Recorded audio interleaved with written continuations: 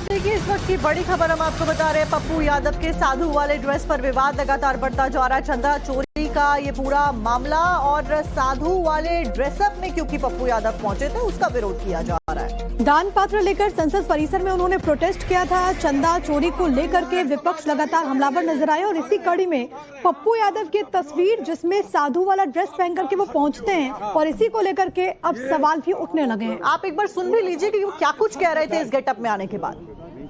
राम अयोध्या मंदिर, ये हमारे राम, ये हमारे राम जी।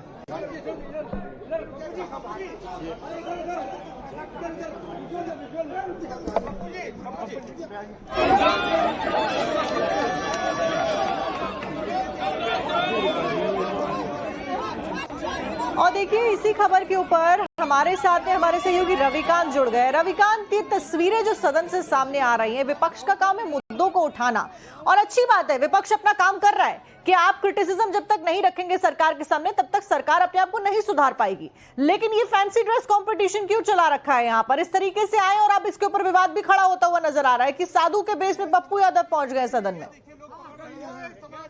देखिए, पिछले 2 दिनों से खासतौर पर समाजवादी पार्टी के जो सांसद हैं वो यूपी के राम मंदिर में चंदा चोरी के मुद्दे को उठा रहे हैं। लेकिन आज पप्पू यादव जो है एक साधु के बेस में आए और सांकेतिक रूप से जो राम मंदिर में पैसा चंदा चोरी हुआ था वो दान पत्र की पेटी को लेकर वो भाग रहे थे और उसी दौरान जो ऑपोजिशन के सांसद हैं उन्होंने उनको पकड़ लिया और ये आरोप लगाया जा रहा है कि भारतीय जनता पार्टी जो है राम को लेकर राजनीति करती है, लेकिन जिन लोगों ने चंदा चोरी की उनके खिलाफ आज तक कोई कार्रवाई क्यों नहीं की गई।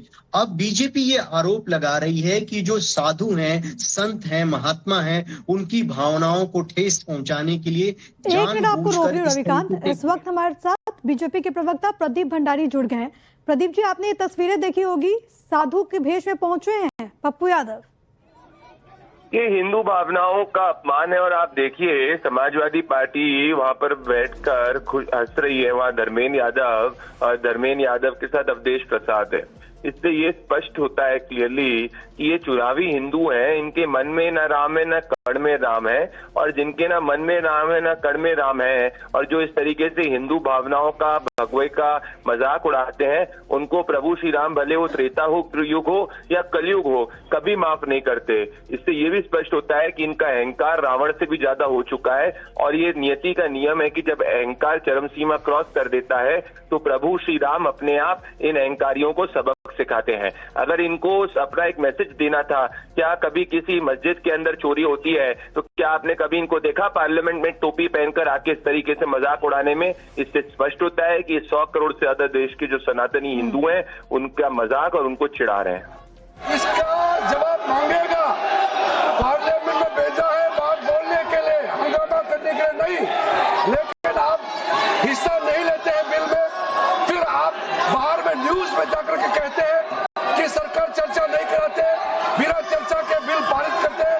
ये इल्जाम आप नहीं लगा सकते, आपने अपना मौका गंवा दिया है। सभापति महोदय, मैं सिर्फ इतना कहना चाहता हूँ कि अगले जो बिल लेके आएंगे उसमें भी आप लोग ऐसा हंगामा करेंगे तो ये बिल्कुल अच्छा नहीं होगा, इसलिए सहयोग करें, हंगामा ना करें। देखिए, माननीय parliamentary affairs minister Kiren Rijiju ने बार बार आप सभी को अनुरोध किया है, आह्वान किया है, सदन चलने में सहयोग कीजिए। एक बहुत महत्वपूर्ण विधेयक पास करना था, पास कर भी लिया और आप बीएससी मीटिंग में भी ये विषय को आप समर्थन भी दिया था, लेकिन आपका सहयोग के बिना ही बिल पास करना पड़ा। ये परंपरा ठीक नहीं है सदन का। आप सब लोग इसमें सहयोग कीजिएगा। आप अगर बैठ जाएंगे तो हम सदन चलाने के लिए कोशिश करेंगे। अपना सीट में आप बैठिए।